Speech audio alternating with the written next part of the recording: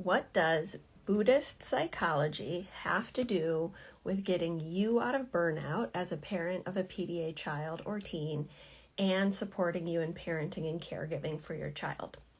So for me, it turns out it has everything to do with this. And today I want to introduce you to 6 pieces of wisdom that I have learned from Buddhist psychology, and explain to you exactly how they apply to the journey with a PDA child or teen. Sorry, my husband's watch is going off if you can hear that.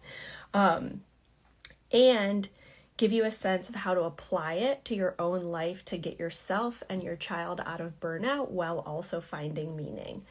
So before I do, because we're on the internet, I have to do a caveat. So I have never been a religious person, even though I was raised Catholic. Until my son went into burnout, I did not feel a need for spirituality. And in fact, it wasn't something I thought about much except for my yoga practice, which I started during my first experience with panic attacks. And it was much more of a way for me to deal with my anxiety in my 20s and get through the more grueling aspects of my PhD work. So when my son went into burnout, I started exploring spiritual wisdom from all sorts of people, like a Celtic priest, a rabbi, a Quaker, Buddhist thinkers, and it kind of sounds like a joke, like all these people walk into a bar, what happens? But I want to note that because I'm presenting these ideas to hold lightly, not as a new set of dogma or rules or indications that you're doing something wrong as a parent of a PDA child or teen. This is also a little bit crunchy for me because this is something I don't normally talk about more publicly. I usually save it for my coaching work and my work in the paradigm shift program because it is pretty personal, but I think it can be really helpful. I'm going to take a drink of water. Okay, so here are the 6 pieces of wisdom that I will go through, and they are the following. The idea that there is a divine light within each human being that can never be corrupted.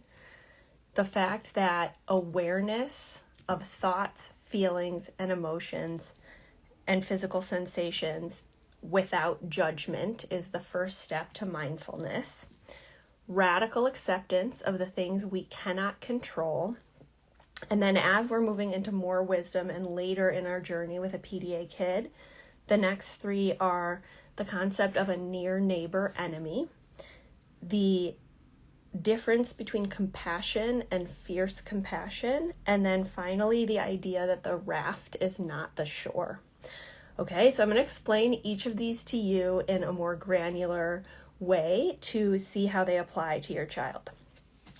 Okay, so as I mentioned, I was raised Catholic with the idea that we had to teach children to be good. We needed to explicitly teach them, right? And we had to work at it. And it was the responsibility of the parent, and a lot of it had to do with following rules, right? And so when my son was going through burnout, my PDA son, it was really hard for me to see the goodness inside of him because none of his actions on the outside were showing any type of compliance, helpfulness, goodness, right?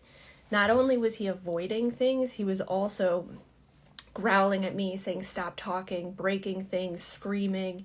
He even did things like I went to the bathroom once and his infant brother, who's now 6, I went to the bathroom just for a second and I came back and he had a pillow over the infant's face. Okay? And if I would look away, he would do things like try and touch his eyeball, and I had a really hard time believing he was good. Okay?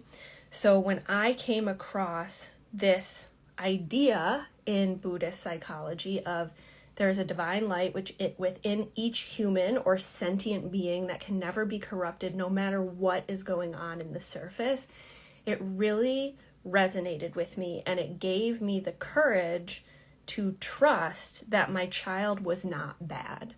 And I think for many of you, this can be an underlying dichotomy because we have this underpinning of like, goodness is defined by actions, right?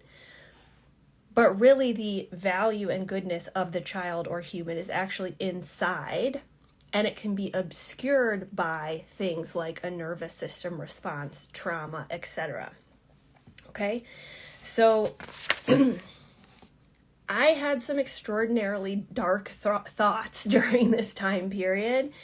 And so being able to hold that wisdom of no matter what is happening on the surface, there is an inner light that is there. And my job is to create the conditions, environment, and support so that that inner light can shine, which is very different than I need to teach my child to have the actions that indicate on the surface goodness, like saying please and thank you and putting away their things and doing chores and being helpful, etc.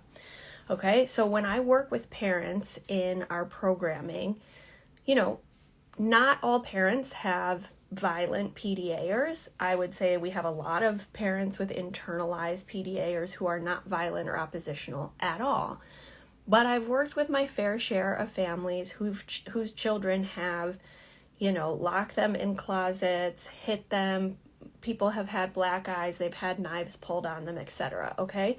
And so in those moments, it is normal for a parent to not be able to trust looking at the data around them that they have a good kid, right? Everyone and everything is pointing to, you have a bad kid, you need to get them under control, there's something deeply wrong with them, etc. And so my job is to hold that anchor of, no, your child is a good child and there's an inner light that can never be corrupted. And my job is to help you get to the point that you can see that. And it may take a very different approach, which is through radical acceptance of how their brain and nervous system works and accommodating so that they don't get to that threshold. And there will be a period of time for which it can be very difficult for parents not to see the goodness of their child. Okay, so caveat, because I know the internet well, the interwebs, this belief does not mean that we never set boundaries with our children or others to keep ourselves safe and sane. This does not mean that we let people abuse us or keep adults in our lives that do terrible things. And it also doesn't mean we're responsible for healing or helping every other human on the planet before finding compassion and help for ourselves, because that's actually people-pleasing and high-functioning codependence, okay? So I just needed to say those caveats because we can have that belief, but it doesn't make you have the responsibility for some dysregulated person on the internet or in your real life to be like, oh, they have a divine inner light, and so I need to engage with them. Absolutely not. And we're going to get to that. Okay. So the second thing I want to talk about is awareness without judgment. And I hope this second concept, for those of you earlier in the journey, helps you feel more nourished and held and supported at where you are. Okay. So as I said, when my son was in burnout, he was extraordinarily difficult and scary at times. I was actually scared of my own child. And I had really dark thoughts about it. I thought things like, I want to make this go away. I wish I hadn't had children. I hate my child. Why did this happen to me?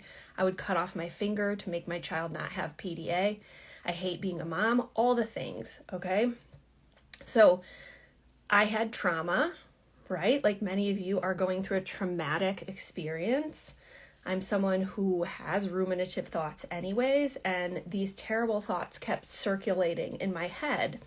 And I felt really guilty and ashamed, okay? And then when I was going onto the internet and social media to seek support and try and understand what was going on, I also saw all these narratives about If you feel grief, then you're grieving like a living child, and you're a bad person. You're not neurodiversity affirming. And it just felt like, this binary of I wasn't allowed to feel all these things that were going through my head. Okay. So the Buddhist concept of awareness helped me so much. What does this mean? This idea that all the thoughts, physical sensations, and emotions that pass through us are not who we are, okay? They're actually like waves in an ocean, and we are the ocean. So, for example, this can feel like you are a horrible person because you have all these thoughts, and you have all these like resentment, and anger, and judgment, and you want it to be different, and you don't want to admit to anyone that that's what's actually going through your head. But I know that it is because I've worked with hundreds of parents just like you, and I have experienced it. But there's a shame associated with it. But when I started meditation, and I would just do it 2 to 3 minutes a day, all the practice was sitting and noticing thoughts that came through my head, physical sensations in my body, and emotions that bubbled up, okay? Without judging them, right? Meaning, oh, negative thought, I can put it on a cloud and it can pass through me. Oh, my stomach grumbled, must be hungry, put it on a cloud, let it pass through me, okay? So what does this practice do on the most micro level? It lets you know that there's a watcher and the things we're watching. So who is watching the thoughts? Who is watching those physical sensations, right? You are not those things. You are whatever's watching and observing those things, okay? And that, we can call it a soul, we can call it a higher self, we can call it a consciousness, okay? So when we start to welcome, without judgment, the human things, the human aspects, the thoughts, emotions, and physical sensations that pass through us, we can also start to have much more compassion for others, because we realize, like, you see other people and you realize like they're also having those negative thoughts and physical sensations and feelings, even if they're not admitting it, okay? And it also gets us out of this hyper positivity and I always need to be positive, etc., etc. Okay, why is this important for understanding your PDA child or teen and helping them develop a healthy self-concept and awareness? We don't want to conflate the physical sensations and emotions that come with a very distressing threat response, which is a survival response designed to keep our bodies alive, with who they are, okay? And we want to start modeling and teaching our children, okay, you had this physical sensation of the nervous system, and starting to notice that instead of just having it be who they are and separating it out so that they can understand that they're not their threat response, even if they identify with a neurotype, okay? It's also important in my work with parents who are PDA or neurodivergent themselves. Why? Because they also have a very negative relationship with their threat response that has made them perhaps react or equalize against their own child because of their threat response, or potentially shut down or not be able to access the parenting that they want to access because of the way their brain and nervous system works. The shift starts with awareness. It's the very first step. And so if this is enough for you, like, that's the practice. Just start noticing as the watcher, watching, like, oh, that's actually not me. It's part of me, but it's not my higher self, right? There's an inner light that can never be corrupted. And as soon as we can start to create some space of awareness of like, oh, resentment, oh, grief, it's passing through me, this belongs, then we can start to actually shift things. But if we're not even aware of that, then it's really, really difficult to start changing our behavior in that space between stimulus of like, my child is screaming and I'm getting activated, and our response. So creating that space of awareness is what allows us to pause, even if it's just for 2 seconds, and not react in a way that we regret. Okay? The third concept of Buddhist psychology that has been extraordinarily helpful to me, to the parents I work with, and is also the core of a lot of my work, because I do believe that this energetically shifts the household and the interaction with the PDA child in a way that goes much deeper than just the tactics of like, we're using declarative language and now we're not talking as much. And yes, those are all important strategies, but beneath them, if the energy is one of trying to control the outcomes and not one of non-attachment, then they're perceiving that as a loss of autonomy. Okay, so let's get into radical acceptance. The very first aspect of this Buddhist psychological wisdom is that life includes suffering. Life includes suffering. Okay, that seems very obvious. But for someone who grew up middle class in the Midwest in the United States, who worked very hard and did everything right and, followed every single rule and was like the good girl, there is this narrative of if you do everything right, you will be rewarded. If you follow the rules, then nothing bad will ever happen, right? And this sense of that we can game the system of life and do everything according to plan, and then we'll be spared these very real and human aspects of what life is. Okay, so when my son went into crisis and he was in burnout and I felt completely forsaken and isolated and I felt like no one understood me, the thoughts running through my head were, why is this happening to me? What did I do to deserve this? Is this a karmic punishment? Am I being punished for one mistake that I made, right?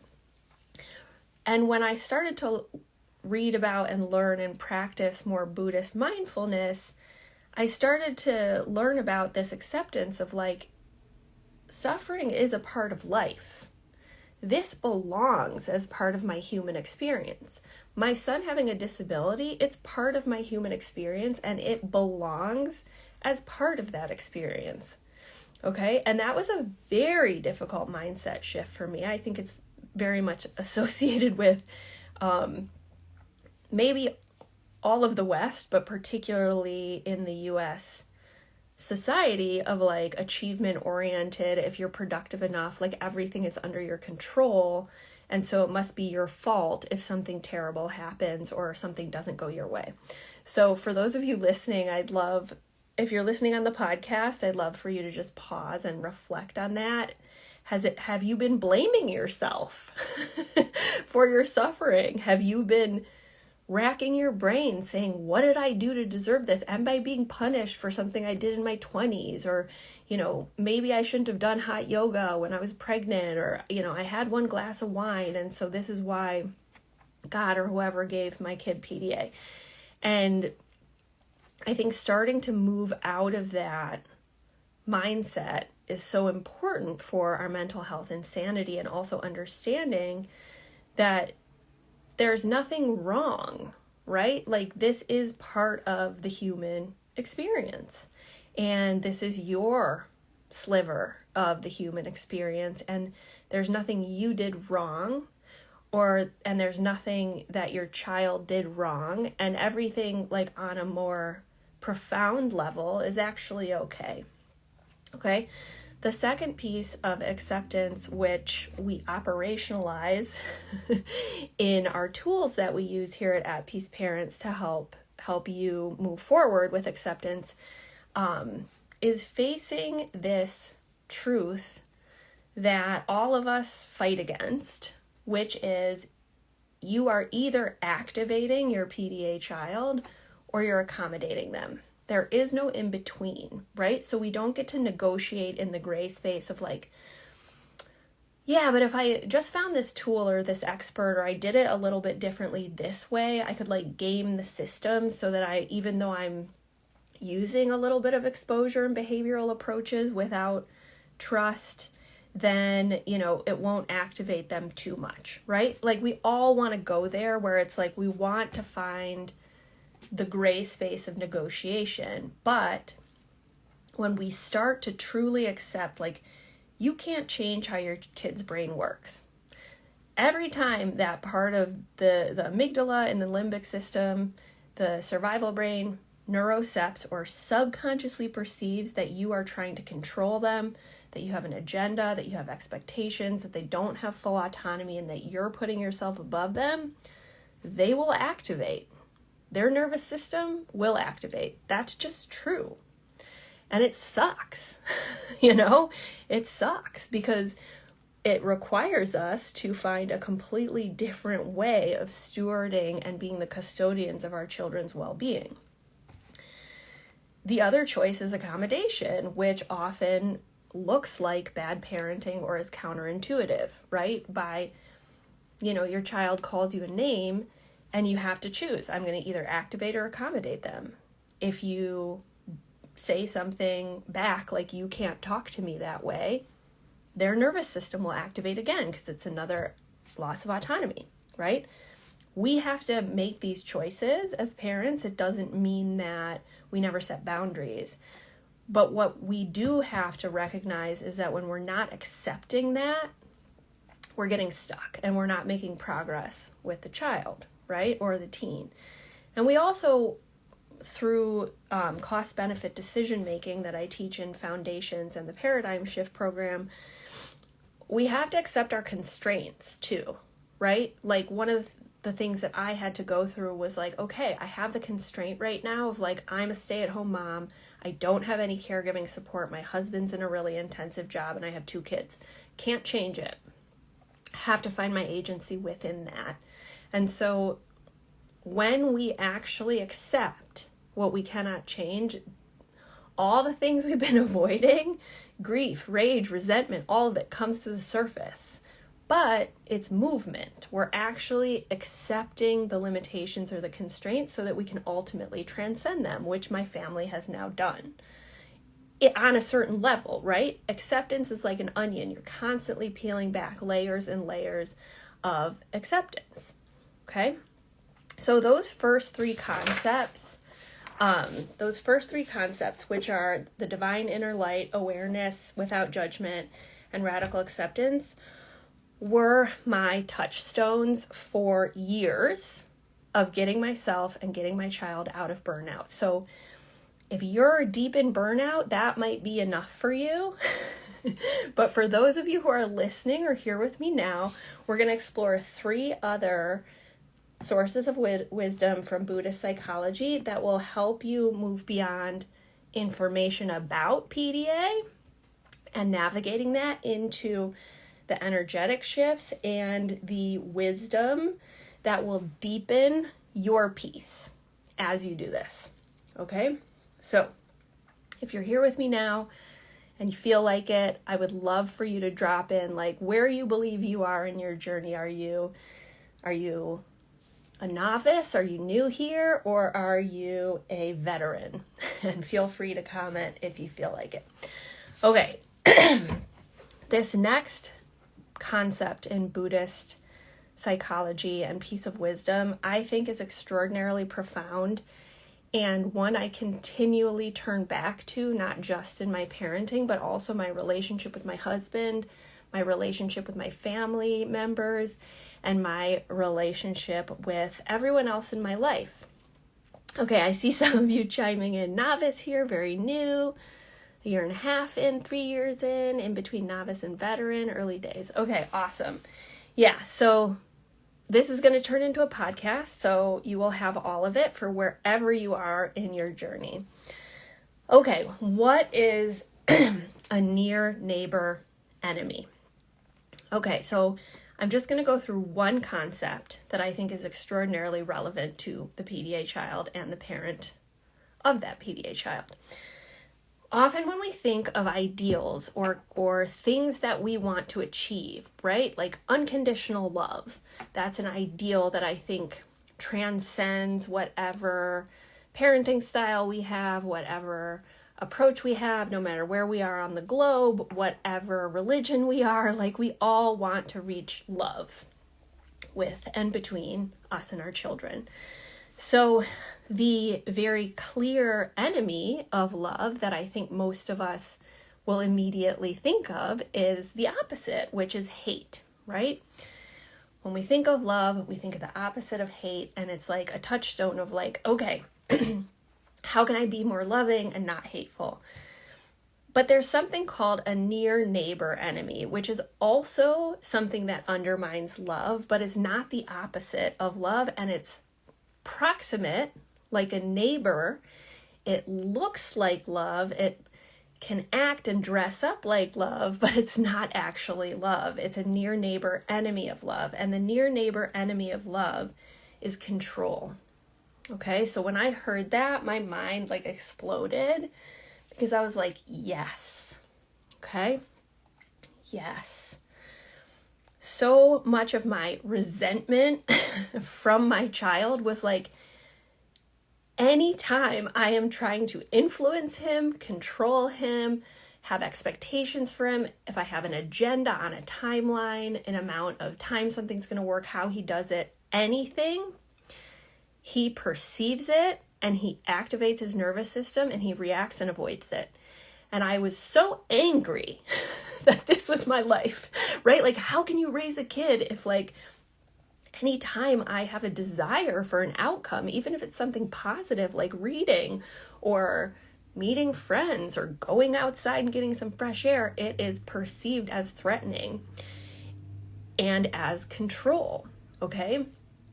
But I started to understand that like my little guy, for whatever reason, was brought into my life to teach me this, to teach me that the opposite of love, yes, is hate, but the near neighbor enemy of love is trying to control another human, okay? And so one of the things that has deepened my, not just spiritual practice, but parenting and relationships is how much can I recognize when I'm trying to subtly control others, including my son, right? Whether it's by praise, whether it's by incentivizing things, whether it's by talking about certain things because I want him to get interested in it, and the energy behind that, right? So like, if I'm just talking about something like my business, and then he's like, oh, I want to open an Etsy business. And like, it's like this natural offering where it's like, I'm not even intentionally talking about my business so that he learns about entrepreneurship. I'm just talking about my life and his brain neurocepts safety because I'm not trying to make him learn about entrepreneurship, right? But if I were in the room trying to like really get him to notice that I was an entrepreneur, that would be a subtle form of control. And for a PDA, they're going to neurocept that and reject it. Okay? So the exploration or the invitation is, how deep can you go with trying to control others and their choices and their opinions about you and their emotions in relation to how you're living your life, including your children and spouse. Okay, so when I started thinking about this, I realized how much I try and control others. Okay, like whether it's, you know, you're in the kitchen and you're like making noises while you're doing the dishes because you sort of passively aggressively want your partner to do the dishes, right? It's a subtle form of control. Or, you know, one of the themes that comes up over and over again in my work with parents in the program and coaching is like, my partner does not believe in PDA. My partner is not on board with this approach, right? And so one of the things we explore is accepting that and not trying to control it, okay? And that's letting go of control of someone else's timeline, of someone else's opinions, of someone else's way of processing information. And it's very crunchy because like it feels like your lives are at stake of like, if my partner doesn't get on board with this, how are we going to get my kid out of burnout, right? But especially if you have a neurodivergent spouse or an undiagnosed partner who's PDA themselves, which by the way is very common, the more that you try and control how they come on board to something, the longer it's going to take and the less likely that it's going to happen. And frankly, the more that I've practiced this in my life with people who aren't PDA, the more I see that the more space I open up for them to explore without my judgment, the more traction we can have and real connection. And it's through that connection that people learn and change minds and are open to new information. Okay, so this is work I have to do on myself when I am working with parents live in programming. I cannot control their journey. I can't control their learning. I can't control their pace or their receptivity. And this is why not one piece of my content is here to convince anyone, right? Like if you don't want to believe in PDA, I'm not going to control that, right? Like it's totally fine because you're on your own journey, on your own timeline, and you have full autonomy. Okay, so that's the invitation about the near neighbor enemy, which is, again, the opposite of love is hate, but the close concept or ideal that looks like love but actually undermines it is control. And so what we can do in the space behind the letting go of control of others is we can start to focus on controlling ourselves. Okay? The fifth concept that I think is extraordinarily important as you move forward in your journey is understanding the difference between what pop psychology and pop culture and social media calls compassion and fierce compassion, which is a Buddhist concept.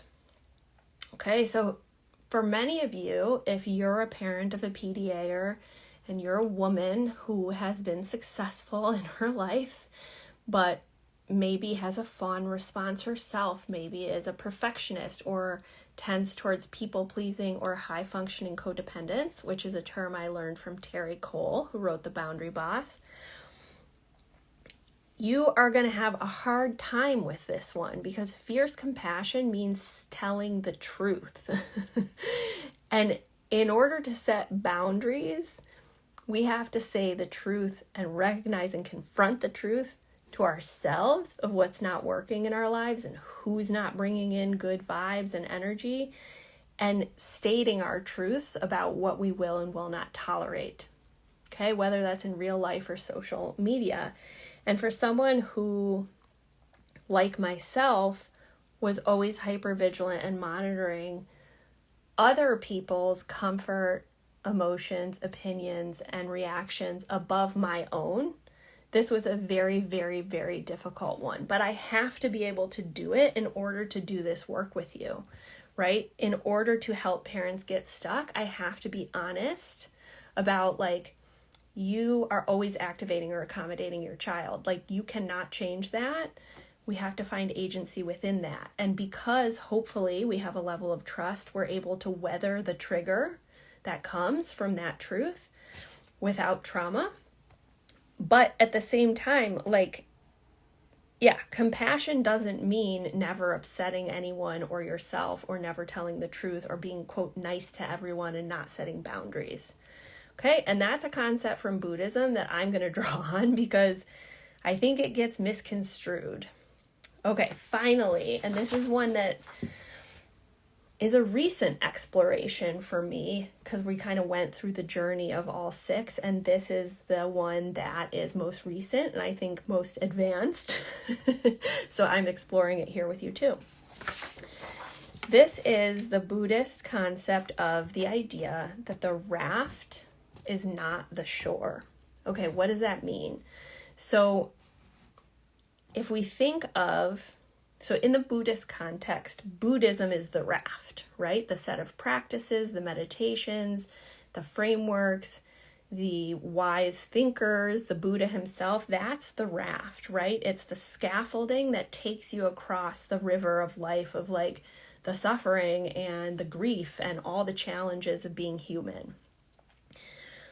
But if we cling too hard to the raft, instead of getting to the shore, which I perceive as like the principles of unconditional love, peace, radical acceptance, and we use the raft or Buddhism or whatever religion in the name of like harming others or violence or, othering, shaming other people, then we've lost sight of what we're really going for, which is these underlying values, right? So how do we translate this into your life with a PDA child and all of these concepts that you're learning? So for me, the labels, the categories, the tools, the strategies, the scripts, everything that we learn here, whether it's the reels that you're watching, my podcast, or if you take programs with me, we're learning the raft together because the raft is concrete. It's something you can stand on. It's something that will keep you from drowning and it will move you towards the shore, right? But ultimately the shore is what I perceive it as is unconditional love within your family, your child being well, and acceptance of their human expression. And so we have to be careful not to let strategies, tools, labels get in the way of that. And so, when I see the othering that happens in some of the neurodiversity spaces, to me, this is you've lost sight of the shore for the raft. If we cling too tightly to you have to be autistic in order to talk about autism, we're clinging to the raft. That's my perception. Okay. And so that's the same is true for what I teach here, right? You're going to take what I teach. You're going to take what I teach. You're going to take the tools and you're going to make them your own raft, right? But there will come a moment, and this is the moment that I'm kind of in, where it's okay, we're near the shore, right? There are things that maybe the PDA lens isn't going to be the wisdom I need, right? Maybe it's more spiritual. Maybe it's through an ADHD expert who's learning about, maybe I'm learning about executive functioning because my son's activation has come down enough that we can work through another lens, right? And so we don't want to attach or cling to the raft at the expense of the goal or what we're all trying to do, which is reach this shore of peace and unconditional love and your child being well and accepting of yourself and your human expression. And so that is personally, that sixth concept is what I'm exploring right now within myself and within my family. So I hope that these 6 pieces of wisdom were supportive of you. And I will say that, whenever I'm working with a family and it's there is no solution, because sometimes there's not, the constraints are too high. The constraints are too high and everything feels impossible. You feel forsaken. This is what I turn to help you and myself navigate that, because it's there isn't a tool to fix it, right? And so how can we be with that suffering? How can we accept that in this moment there isn't a fix, and do so mindfully and with compassion for ourselves to continue on this raft towards the shore? Okay, my friends, I hope that was helpful for all of you. It was great to be here with you live, and I will see you soon. All right.